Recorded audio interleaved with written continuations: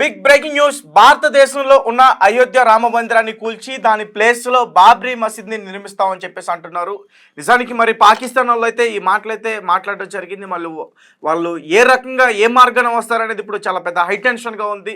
మరి విమానంలో వస్తారా, లేకపోతే ట్రైన్లో వస్తారా, లేకపోతే నేవీ అంటే ఈ బోట్లలో వస్తారా, మరి ఏ మార్గాన వచ్చి ఆ మసీద్ని కడతారని చెప్పేసి భారతదేశం మొత్తం కూడా చాలా భయపడుతూ ఉందని చెప్పేసి ఒక న్యూస్ అయితే వెలుగులోకి రావడం జరిగింది.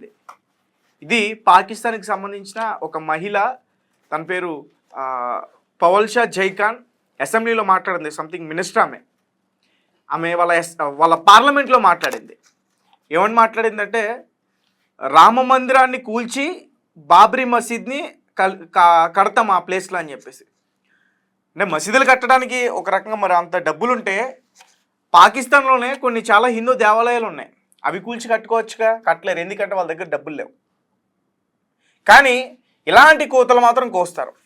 ఒక పక్క వీళ్ళ ఆర్మీ చీఫ్ అసీం మునీరేమో వాళ్ళ ఫ్యామిలీనేమో ఎక్కడో యుఎస్ ఎక్కడికో పంపించేస్తాడు, యుద్ధం వస్తే ఏమైనా ఏమవుతుంది అని చెప్పేసి. వీళ్ళ ఆర్మీ సైనికులు, ఈ పాకిస్తాన్ ఆర్మీ సైనికులు పాపం వాళ్ళేమో ఒక పక్క బలోచిస్తాన్ వెనక నుంచి వెన్నుపోటు, ఒక పక్క మనమేమో వాళ్ళపైన ఎదురుదాడి. సో అంటే వీరెన్నిటిని తట్టుకోలేక ఇటు వాళ్ళకి వాళ్ళ చేతుల్లో చావలేక, ఇటు మన చేతుల్లో చెక్కలేక వాళ్ళేమో రిజైన్ చేసి హ్యాపీగా ఇంటికి వెళ్ళిపోయి కుటుంబ సభ్యులతో గడుపుతున్నారు. ఏ క్షణాన ఏం జరుగుద్ది ఏంటో, ఈ బతుకున్న 4 రోజులైనా సరే కుటుంబ సభ్యులతో గడిపితే హ్యాపీ అని చెప్పేసి రిజైన్ చేసి వాళ్ళు వెళ్ళిపోతున్నారు. అలాగే మరొక పక్క ఈ అజీమ్ మునీర్, ఈ పాకిస్తాన్ ఆర్మీ వాళ్ళు వీళ్ళందరూ కూడా ఏంటంటే రిటైర్డ్ అయిపోయిన ఆర్మీ ఆఫీసర్స్ని వెనక్కి రమ్మంటున్నారు. మళ్ళీ వాళ్ళ దగ్గర ఉన్న బలగం సరిపోవట్లా. ఒక పక్క బలోచిస్తాన్ ఇప్పుడు విడిపోతాం అంటూ ట్రై చేస్తుంది, వాళ్ళేమో వీళ్ళని వేసి పారేస్తున్నారు ఆర్మీ వాళ్ళని. సో వీళ్ళు ఇప్పుడు మనపైన యుద్ధం చేయడానికి వాళ్ళ దగ్గర ఉన్న సైన్యం సరిపోక వీళ్ళని ఏదో రకంగా చెడగొట్టాలని చెప్పేసి ఇక్కడ రామ మందిరంని కూల్చి మసీద్ని కడతామని చెప్పేసి అంటుంది. అంటే ఇక్కడ ఆమె తెలివితేటలు ఏంటంటే, ఆమె తెలుగుగా మాట్లాడింది అనుకుంది ఏంటంటే, భారతదేశంలో ముస్లిమ్స్ ఉన్నారు కదా, ముస్లిమ్స్కి హిందూస్కి గొడవ అయితే ఇక్కడ అల్లర్లు అయితే లా అండ్ ఆర్డర్ ఇష్యూస్ వస్తాయని చెప్పేసి ఆమె ఒక తెలివిగా మాట్లాడడానికి ప్రయత్నించింది. సరే ఇవి మాట్లాడిందిలే అనుకుందాం. నిజానికి పార్లమెంట్లో ఒక మహిళ మాట్లాడుతుంది. మరి మిగతా ఈ పాకిస్తాన్ మినిస్టర్స్ కానీ వాళ్ళ గవర్నమెంట్కి సంబంధించిన వాళ్ళు కానీ లీడర్స్ కానీ వీళ్ళందరూ ఏమైపోయారు, గాజులు తడుక్కుని ఇంట్లో కూర్చున్నారు. వాళ్ళకి మాట్లాడడానికి ధైర్యం లేదు. వాళ్ళకి ఆల్రెడీ అర్థమైపోయింది యుద్ధం వస్తుంది, యుద్ధం వస్తే మనం ఓడిపోవడం ఖాయం. గతంలోనే 96,000 మంది సైనికులతో లొంగిపోయారు భారతదేశానికి. చరిత్ర గురించి 1965, 1999 ఆ వారు ఈ వారు అని చెప్తున్నారు. 96,000 సైనికులతోటి కాశ్మీర్లోకి వచ్చేస్తుంటే మన సైనికులు, మన ఆర్మీ వాళ్ళకి లొంగిపోయారు. ఎక్కడ చంపేస్తారని భయంతో 96,000 మంది. ఎవరికైనా ఒకసారి ఇది అర్థం కాకపోతే ఒకసారి గూగుల్ చేసి చూడండి, దానికి సంబంధించిన మొత్తం వివరాలన్నీ కూడా వస్తాయి. అయితే ఈ పల్వాల్షా జైఖాన్ ఏమంటుందంటే, ఈ మిలిటరీకి సంబంధించి ఈ ముస్లిమ్స్ కానీ అలాగే సిఖ్స్ కానీ మా మీద అటాక్ చేయరని చెప్తుంది. అవును, నిజంగా అటాక్ చేయాలని లేదు. ఎందుకంటే మీ మీద ఇప్పుడు అసలు ఒక పక్క మీ ఆర్థిక స్థితి బాగాలేదు, మీకు వాటర్ లేదు, ఒక పక్క మీ ఆర్మీ వాళ్ళు చూస్తే రిజైన్ చేసి పారిపోతున్నారు. కొంతమంది ఏమో మొత్తం మీ పాకిస్తాన్ దేశాన్ని వదిలే వేరే దేశానికి వెళ్ళిపోతున్నారు. ఇలాంటి పరిస్థితుల్లో మరి మీ పైన మరి ఎలా దాడి చేయబుద్ధి అవుతుంది? అయినా కానీ చేస్తాం, కానీ పాకిస్తాన్ ప్రజలపైన కాదు, పాకిస్తాన్లో ఉన్న టెర్రరిస్టుల మీద చేస్తాం, పాకిస్తాన్లో ఉన్న మిలిటెంట్స్ మీద చేస్తాం. పాకిస్తాన్లో ఉన్న ఆర్మీ ఎవరైతే టెర్రరిస్టులకి ఈ మిలిటెంట్స్కి సపోర్ట్ చేస్తుందో వాళ్ళపైన అటాక్స్ చేస్తాం. పాకిస్తాన్ ప్రజల మీద కాదు మేము చేసేది. ఒకవేళ పాకిస్తాన్ ప్రజలు కూడా గన్న పట్టుకుని తిరుగుబాటు చేస్తే ఇండియా మీద, వాళ్ళ అంతు కూడా తెలుస్తాం, వాళ్ళ లెక్కలు కూడా తెలుస్తాం. ఈ మహిళ ఈ రకంగా మాట్లాడుతుంది. ఒకసారి పూర్తి విషయాలన్నీ కూడా ఒకసారి మనకి అందించడానికి మా ప్రతినిధి ఆదిత్య ఒకసారి లైన్లో ఉన్నారు. ఒకసారి ఆయనతో మాట్లాడే ప్రయత్నం చేద్దాం. ఆదిత్య, చెప్పండి, ఈమెతే ఈ రకంగా కోతలు కూయడం అయితే జరిగింది, పల్వాల్షా జైఖాన్. సో ఆమె కూసిన కోతలు ఇప్పుడు ప్రస్తుతం సోషల్ మీడియాలో చాలా వైరల్గా మారుతున్నాయి. ఒక పక్క ముస్లిమ్స్ కానీ, ఒక పక్క క్రిస్టియన్స్ కానీ, ఒక పక్క హిందువులు కానీ, ప్రతి ఒక్కరు కూడా ఈమె మాట్లాడిన మాటలకి చాలా వ్యతిరేకత చూపుతున్నారు. చెప్పండి ఆదిత్య. రైట్ తేజ, మనకు తెలుసు భారత్ పాకిస్తాన్ మధ్య పహల్గామ్ ఉగ్రదాడి తర్వాత ఇప్పుడే ఉద్రిక్తతలు అంతకంతా కూడా రోజు రోజు కూడా పెరుగుతుంటూ పోతున్నాయి. అయితే ఇరు దేశాలు కూడా ఇప్పటికే చాలా సంచలన నిర్ణయాలు తీసుకుంటూ కూడా వస్తున్నాయి. ఏ క్షణమైనా పాకిస్తాన్ పై భారత్ దాడి చేయొచ్చన్న సంకేతాలు కూడా మనకు స్పష్టంగా కనిపిస్తున్నాయి. ఇటువంటి సమయంలో పాకిస్తాన్ ఎంపీ పల్వాషా మొహమ్మద్ జైఖాన్ భారత్ పైన వివాదాస్పద వ్యాఖ్యలైతే చేయడం జరిగింది. ఆ వ్యాఖ్యలు వైరల్ అవుతున్నాయి. కాకపోతే దీన్ని అంత సీరియస్ ఎవరు తీసుకోవట్లేదు. జోక్ ఆఫ్ ద ఇయర్ అని చెప్పేసి కామెంట్స్ అయితే వినిపిస్తున్నాయి. అంటే ఏదో నాకు తెలిసి ఆమెకి చరిత్ర తెలియదేమో, అంటే ఒకప్పుడు మరి ఆ ప్లేస్ లో ఏ మసీదు ఉండేదో అది తెలియదు. కానీ ఇప్పుడు జస్ట్ పార్లమెంట్ లో ఏదో వాళ్ళ లీడర్స్ యొక్క మెప్పు పొందేందుకు ఇటువంటి కామెంట్స్ చేసినట్టుగానే కనిపిస్తుంది. అయితే దీని వివరాల్లోకి వెళ్తే పాకిస్తాన్ పీపుల్స్ పార్టీ PPP అంటారు. ఈ పార్టీ యొక్క మహిళా ఎంపీ పల్వాషా మొహమ్మద్ జైఖాన్ పార్లమెంట్ లో ఏం మాట్లాడిందంటే, అయోధ్యలో కొత్త బాబ్రీ మసీద్ కు మొదట ఇటుకను పాకిస్తాన్ ఆర్మీ సైనికులు వేస్తారని ఆమె వ్యాఖ్యానించడం జరిగింది. అలాగే మొదటి ఆజాన్ అంటే నమాజ్ కోసం ఇచ్చే పిలుపు అంటారు దాన్ని, మొదటి ఆజాన్ ను ఆర్మీ చీఫ్ అసీం మునీర్ స్వయంగా ఇస్తారని కూడా తెలిపారు. తద్వారా భారత్ లో ముస్లిం ప్రభుత్వం వస్తుందనే అర్థంలో ఈమె ఈ వ్యాఖ్యలు చేసినట్టు కూడా మనకు అర్థమైపోతుంది. అంటే ఈ శత్రుత్వం పాకిస్తాన్ లేదా పాకిస్తానియలతో కాదు, ఇది ముస్లిం మరియు ఇస్లాం కు వ్యతిరేకంగా ఉన్న శత్రుత్వం అని ఎంపీ జైఖాన్ కూడా వ్యాఖ్యానించడం జరిగింది. ఏదైనా అంటే ముస్లింస్ కి, ఇస్లాం మతస్థులకి అలాగే హిందూ మతస్థులకి సంబంధించిన అని చెప్పేసి డైరెక్ట్ గా చెప్పడం జరిగిందా? అంటే శత్రుత్వం అనేది పాకిస్తాన్ లేదా పాకిస్తానియలతో కాదు, ఇస్లాం మరియు ఇస్లాం కు వ్యతిరేకంగా ఉన్న శత్రుత్వం అని చెప్పేసి అన్నారు. అంటే ఇస్లాం కు ముస్లింలకు వ్యతిరేకంగా ఉన్న శత్రుత్వం అని అంటే మేబీ హిందువుల్ని అని చెప్పేసి కామెంట్ చేసింది. పాకిస్తాన్ కు శత్రువులు చాలా మంది ఉన్నారు, కానీ పాకిస్తాన్ శత్రువులతో కాదు, ముస్లిం కి వ్యతిరేకంగా ఉన్న వాళ్ళని. అసలు బలోచిస్తాన్ ముస్లింస్ ఇస్లాం ని నమ్ముకున్న వాళ్ళే, బలోచిస్తాన్ లో ఉన్న వాళ్ళే పాకిస్తాన్ కి భద్ర శత్రువులుగా మారాలి. ఒక పక్క వాళ్ళ దేశం పక్కన ఉన్న ఆఫ్ఘనిస్తాన్ వాళ్ళే పాకిస్తాన్ కి సపోర్ట్ చేయరు, మనకి సపోర్ట్ చేస్తారు వాళ్ళు. అట్లాంటిది ఈమె ఈ రకంగా మాట్లాడుతుందా? సో ఖచ్చితంగా ఈమె రెచ్చగొట్టడానికి మాట్లాడుతుంది. ఇక్కడున్న వాళ్ళ వాళ్ళ ఎజెండా ఏంటంటే, ఇప్పుడు ఖచ్చితంగా యుద్ధం వస్తే ఖచ్చితంగా భారతదేశం వైపే విన్నింగ్ పర్సెంట్ 100% ఉంది. సో భయపడి ఏదో రకంగా ఏదో ఒకటి చేయాలని చెప్పేసి వాళ్ళు ఈ రకంగా మాట్లాడుతున్నారు. సో నిజంగా వాళ్ళకి పాకిస్తాన్ వాళ్ళకు వాళ్ళ దేశ స్ఫూర్తి కూడా వాళ్ళకి లేదు సరిగ్గా. అలాగే ఇంకొన్ని కామెంట్స్ కూడా చేసింది ఆమె. ఏదైనా చెయ్యి మన వైపుకు వస్తే వారి శక్తికి చిహ్నంగా ఉన్న ఢిల్లీ ఎర్రకోట దాని గోడలు ఎన్నడూ చూడని రక్తపాతాన్ని చూస్తుందన్నారు. దాని ప్రకారాలు వచ్చే కొన్ని శతాబ్దాలుగా దానికి సాక్ష్యంగా ఉంటాయన్నారు. పాకిస్తానీలు బలహీనలు కాదని, తాము గాజులు కూడా తొడుక్కోలేదని కూడా ఆమె తెలిపారు.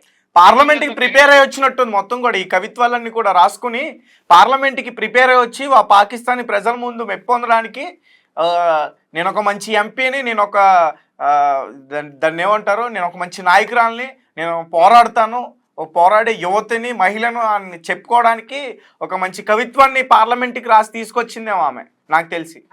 అంతే, పైనుంచి స్క్రిప్ట్ ఇచ్చినట్టున్నారు, లేకుంటే టీవీ స్క్రిప్టే చదివి వినిపించినట్టున్నారు. అలాగే ఇంకా దివంగత వెనిజులా అధ్యక్షుడు హ్యూగో చావేజ్ ను కూడా ఆమె ప్రస్తావించడం జరిగింది. అంటే మాకు తుపాకులు ఉన్నాయి, మా దగ్గర ఆయుధాలు ఉన్నాయి, మా దగ్గర చెట్లు ఉన్నాయి, మరి శత్రువు ఏదైనా దుస్సాహసం చేస్తే వారి శవాలను మా చెట్లకు వేలాడదీస్తామంటూ వ్యాఖ్యానించారు. అయితే చివరిగా తనకు భారత పౌరులతో ఎలాంటి వైరం లేదని కూడా తెలిపారు. సిక్కు సైన్యం పాకిస్తాన్ పై దాడి చేయదని, ఎందుకంటే అది వారికి గురునానక్ భూమి అని చెప్పుకొచ్చారు. అలాగే ఖాలిస్తానీ వేర్పాటువాద నాయకుడు గురు పత్వంత్ సింగ్ పన్నుపై కూడా ప్రశంసలు అయితే కురిపించారు. మన సైన్యం కేవలం 6 లేదా 7 లక్షల మంది సైనికులు కాదని, 250 మిలియన్ల. ఇక్కడ ఒక విషయం మాత్రం మనం గుర్తుపెట్టుకోవాలి ఆదిత్య, ఎప్పుడైనా సరే ఓడిపోతాం అనుకున్న వాళ్ళే కారణాలు చెప్తారు. ఖచ్చితంగా ఈమె మాటలు చూస్తుంటే, ఇప్పుడు సిక్కుల గురించి మాట్లాడుతుంటే, గురునానక్ ఆ భూమి చెప్పి అది మాట్లాడుతుంటే నాకు అదే అనిపిస్తుంది. వీళ్ళకి ఓటమి కనిపించింది, కళ్ళల్లో కనిపించింది, వినిపించింది. మనం ఓడిపోతున్నాం తెలిసినప్పుడే వాళ్ళు ఈ రకంగా మాట్లాడతారు. సో ఇప్పుడు ఈమె వ్యాఖ్యలు కూడా వైరల్ అవడంతో ఇది కూడా ఏమన్నా యుద్ధానికి దారితీయచ్చా అని కూడా చాలా చర్చలు అయితే జరుగుతున్నాయి. అంటే ఆ రకంగా ఈమె కామెంట్స్ అయితే చేయడం జరిగింది. ఏదో కామెంట్స్ చేసేసింది, కానీ వాళ్ళు అవంతా చేస్తారని కాదు, జస్ట్ ఒక కామెంట్ మాత్రం విసిరేసింది. సో ఇప్పుడు అది వైరల్ అవుతున్నాయి. మరి ఇది ఎటువంటి పరిస్థితులకు దారి తీయొచ్చు అనేది మనకు కొన్ని రోజుల్లో అయితే తెలియజేసే అవకాశం ఉంది Teja. Okay right, thank you Aditya. Thank you. My అయితే ఈమె మొదటి ఇటుక అంట మసీదు కట్టడానికి మొదటి ఇటుక ఆసిఫ్ మునీర్ ఇస్తాడంట, ఆర్మీ చీఫ్. అలాగే మొదటి నమాజ్ వాళ్ళ ఆర్మీ సైనికులు చేస్తారంట. మరి వీళ్ళు ఏ రకంగా లోపలికి వస్తారో నాకు అర్థం కావట్లా.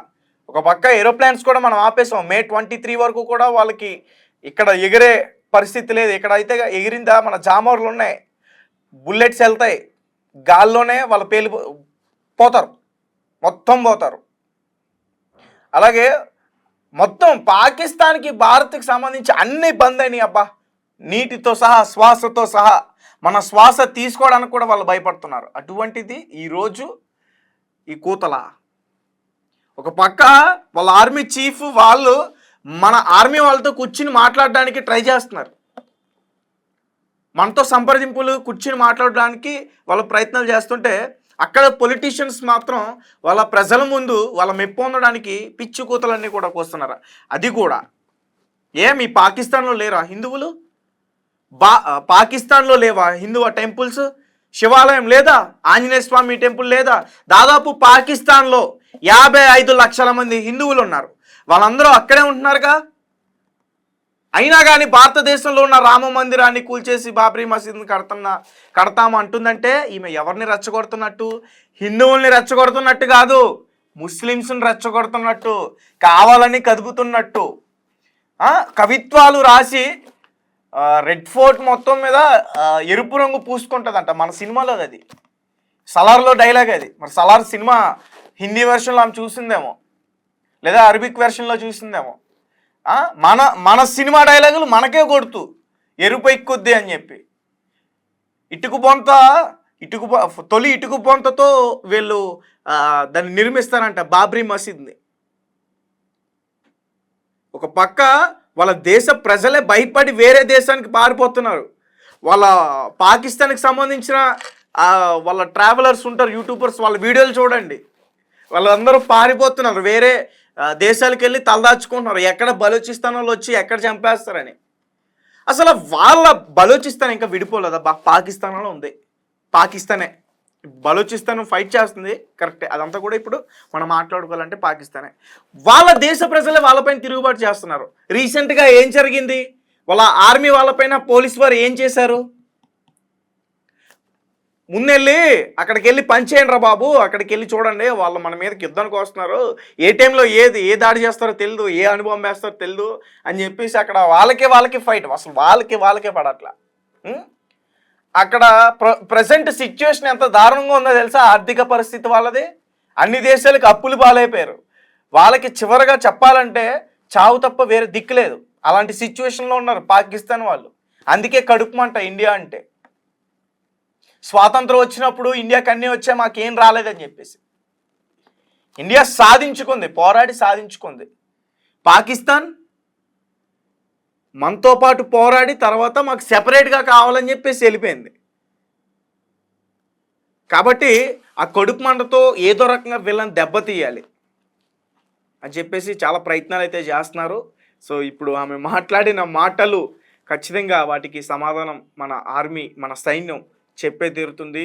నిజానికి అదే జరిగితే మాత్రం ఇప్పుడు అది జరిగే పని కాదు. ఆమె ఇప్పుడు చెప్తుంది కదా, మొదటి ఇటుక బాబ్రీ మసీద్కి ఆసిఫ్ మునీర్ ఇస్తారని చెప్పేసి. అడిగైతే పెడతాడు.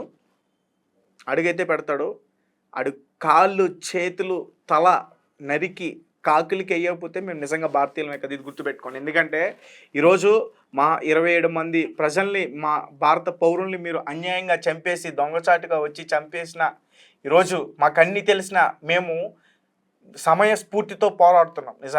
నిజాయితీగా పోరాడుతున్నాం. మీలాగా దొంగల్లాగా చొరబడి వెనక నుంచి వచ్చి మిమ్మల్ని పొడవట్లా. సో ఖచ్చితంగా వారికి సరైన సమాధానం చెప్పే రోజు దగ్గరలో ఉంది. రోజు కాదు, కొన్ని గంటల వ్యవధిలోనే జరగవచ్చు. ఏ టైంలో ఏం జరుగుతుందో తెలియదు. వాళ్ళ పరిస్థితి అది. వాళ్ళ రాజకీయాలు చేయడానికే డబ్బులు లేవు, వాళ్ళ మసీదులు కట్టుకోవడానికి అక్కడ డబ్బులు లేవు, వాళ్ళ ప్రేయర్ చేసుకోవడానికి వాళ్ళకి డబ్బులు లేవు. అలాంటిది భారతదేశానికి వచ్చి మసీదు కడతారంట. ఈమె పేరు మళ్ళీ చెప్తున్నా, పాల్వల్షా జైఖాన్. ఈమె మినిస్టర్ అంట, పీపుల్స్ పార్టీ అంట, పాకిస్తాన్ పీపుల్స్ పార్టీ ఆ మినిస్టర్ అంట. బిడ్డ నువ్వు కనుక భారతదేశంలో అడుగు పెట్టావంటే మా మహిళలు నేను దేంతో కొడతారు తెలుసా? నీలాంటి దాన్ని కొట్టడం కూడా వేస్ట్ ఏమనుకుంటారు మా వాళ్ళు. ఎడంకాలు చెప్పుతో కొట్టి మరి నీకు బుద్ధి చెప్తారు మా వాళ్ళు. చీపురి కట్టతో కొట్టి మరి బుద్ధి చెప్తారు నీకు మా వాళ్ళు. ఇవన్నీ ఎందుకులే, మాటలు ఎందుకు, ఇంకా మాటలు వద్దు.